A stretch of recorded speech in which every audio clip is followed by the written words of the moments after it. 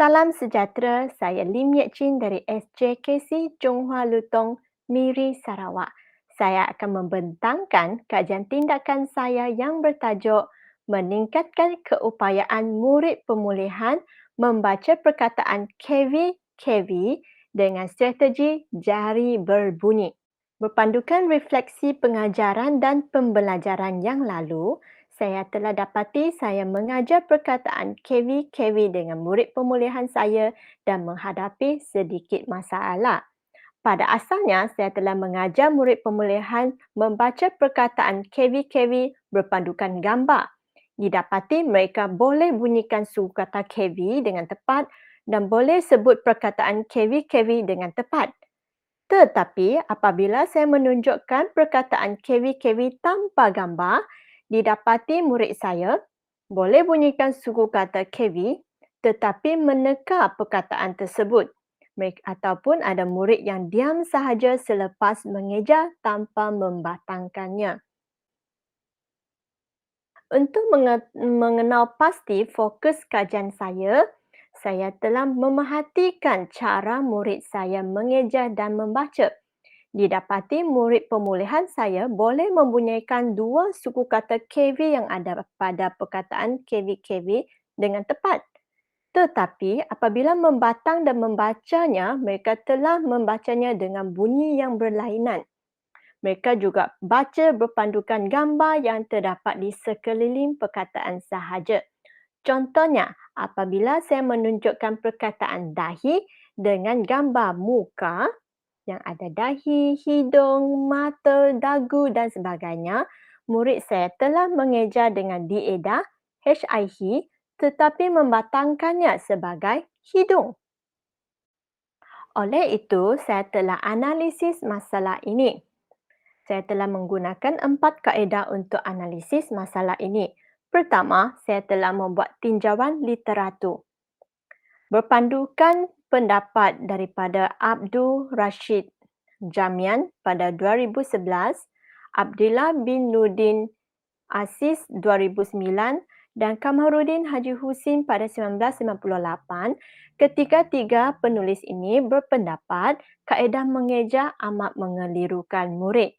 Mereka mungkin boleh mengeja tetapi mereka tidak dapat menulis ataupun membacanya dengan tepat. Ini adalah kerana huruf dengan bunyi mereka telah kelirukan dua-dua elemen ini. Untuk kaedah kedua, saya telah jalankan ujian diagnostik ke atas murid pemulihan saya.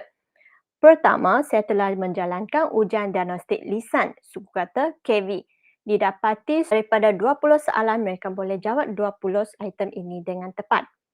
Untuk ujian diagnostik bacaan perkataan KV-KV pula, apabila saya menunjukkan 3 item dengan gambar, mereka boleh menjawab 3 item dengan tepat. Tetapi apabila saya menunjukkan perkataan KV-KV tanpa gambar, daripada 3 item mereka hanya mampu membaca 1 item dengan tepat. Untuk yang ketiga, saya telah menunjukkan perkataan KV-KV dengan gambar yang mengelirukan seperti dahi dengan muka tadi. Didapati murid saya daripada 3 item, mereka tidak dapat menjawab semua item dengan tepat. Untuk kaedah ketiga, saya telah memerhatikan cara murid saya mengeja dan membaca dan mencatatnya ke dalam nota lapangan. Didapati ada murid yang mengeluarkan bunyi selepas mengeja sebab mereka keliru dengan bunyinya semasa membatang. Dan ada juga murid yang berhenti selepas mengeja kerana mereka tidak mampu membatangkannya dengan tepat. Dan ada pula murid yang meneka perkataan tersebut dengan bunyi-bunyi yang mirip dengannya. Untuk kaedah keempat, saya telah melihat semula catatan refleksi pada RPH saya yang lepas iaitu pada 27 Januari, 28 Januari dan 4 Februari. Didapati saya hanya pentingkan tulisan perkataan KV murid sahaja tanpa menitik beratkan kemampuan mereka mengeja dan membaca tanpa gambar. Sebab semasa menulis mereka diberi gambar, oleh itu mereka boleh pilih perkataan yang tepat untuk dengan gambarnya. Oleh itu, objektif kajian tindakan saya adalah Meningkatkan keupayaan murid pemulihan mengeja dan membaca perkataan KV-KV tanpa gambar dengan menggunakan strategi jari berbunyi.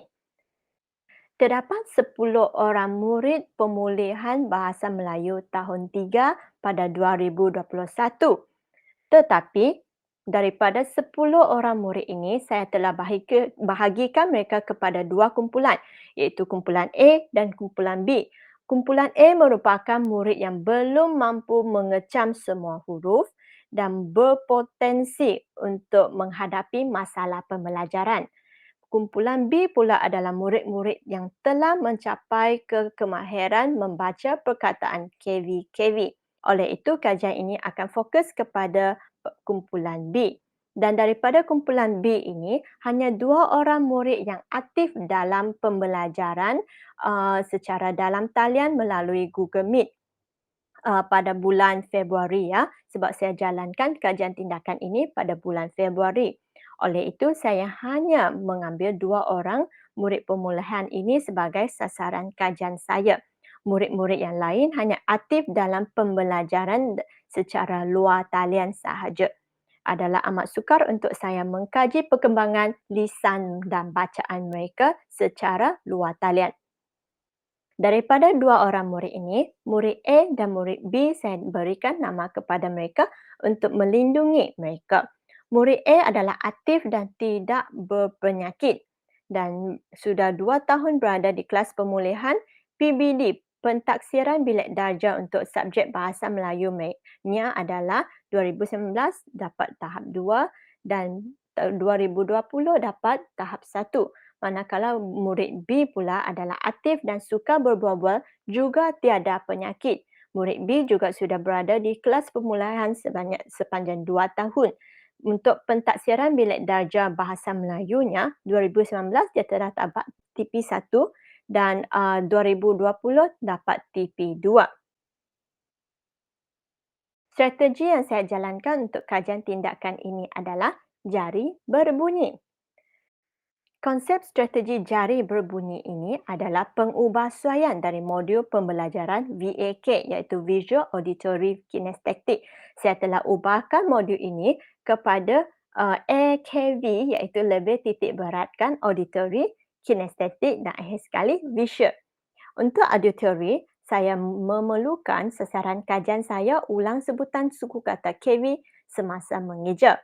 Untuk elemen kinestetik pula, mereka perlu gerakkan jari telunjuk dan jari tengah ketika mengeja dan membatangkan suku kata.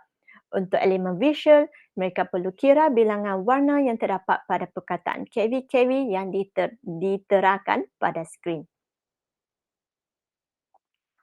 Konsep strategi jari berbunyi ini juga melibatkan 3 hukum pembelajaran anjuran. Hukum yang pertama adalah hukum kesediaan. Sasaran kajian saya perlu perhatikan bilangan warna yang ada pada perkataan KV-KV yang ditunjukkan. Selepas mengetahui bilangan itu, mereka akan tahu bilangan bunyi yang akan mereka keluarkan semasa membaca perkataan tersebut.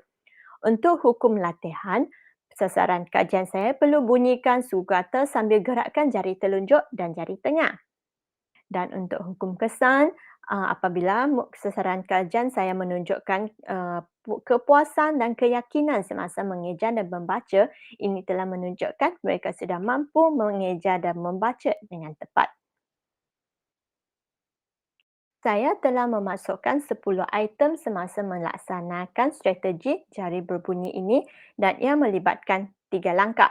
Antara 10 item ini adalah yoyo, cucu, muka, sofa, laci, kamu, saya, soda, besi, wira.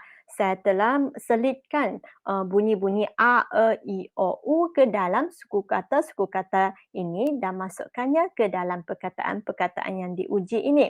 Dan 3 langkahnya adalah, langkah pertama, melihat dan membilang warna pada perkataan. Apabila saya menunjukkan satu perkataan, saya akan meletakkannya kepada 2 warna dan murid perlu bagi tahu saya berapa warna yang mereka nampak dan berapa bunyi yang mereka akan keluarkan nanti. Untuk langkah kedua, mereka akan bunyikan suku kata dan gerakkan jari telunjuk dan jari tengah. Untuk langkah ketiga, mereka perlu batangkan sukata dan gerakkan jari. Contohnya, item pertama adalah yoyo. Saya tunjukkan perkataan yoyo dengan dua warna, jadi murid akan bagi tahu saya ada dua warna, maksudnya ada dua bunyi. Dan seterusnya mereka akan eja suku kata yo sambil gerakkan jari telunjuk dan yo sambil gerakkan jari tengah. Dan untuk langkah ketiga, mereka perlu batangkan dua suku kata ini. Itu yo, yo. Sekiranya mereka keliru lagi, mereka boleh tunjukkan jari mereka. Yo, yo, yo.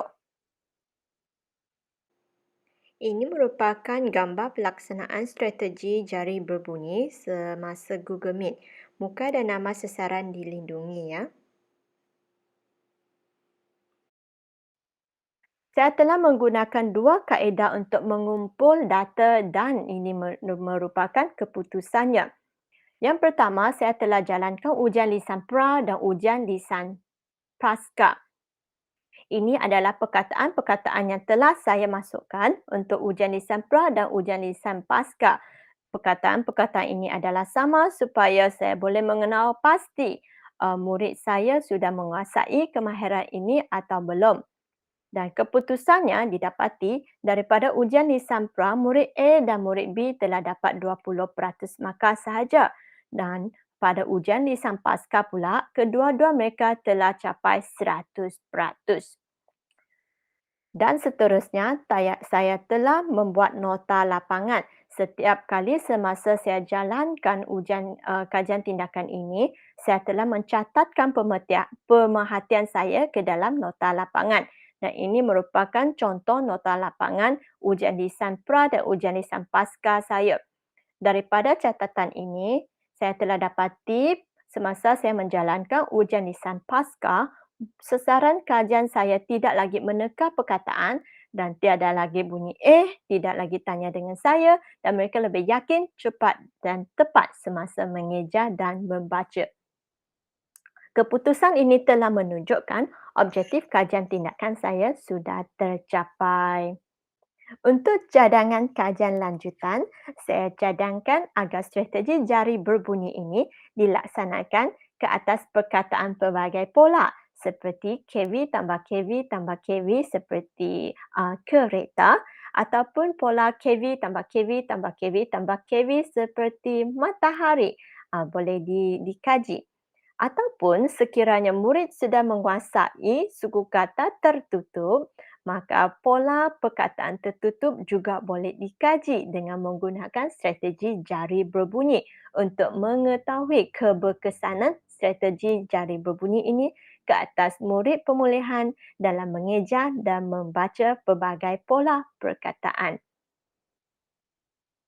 Sampai sini sahaja pembentangan saya dengan kajian tindakan saya yang bertajuk meningkatkan keupayaan murid pemulihan membaca perkataan KV tambah KV dengan strategi jari berbunyi.